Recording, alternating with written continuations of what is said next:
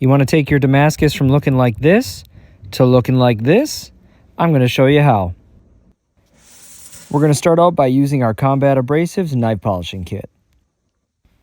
I've got this blade hand sanded up to 1000 grit. Doesn't have to be perfect, that's what the polishing kit's for. We're going to start out with our black cutting compound and our red buffing wheel. We'll get the whole thing polished up. You may have to dip it in a little water now and then because this does create some heat. And then we're going to move over to our pink buffing wheel using our green compound. Here's where you're really going to start to see some shine come into it. Then onto our purple compound and our white buffing wheel. This is where we're really going to bring it up to that nice mirror finish. Now, don't worry about some of those smaller scratches. It doesn't have to be perfect. We are about to dip it in acid after all. Do a short etch and then use some 1000 grit sandpaper to rub off all those oxides and back into for another etch. I'll do this 3 or 4 times.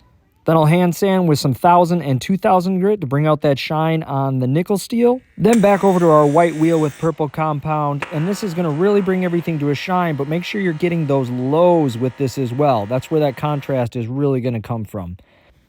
Bring it up to a nice shine, and then we're headed over for our coffee edge.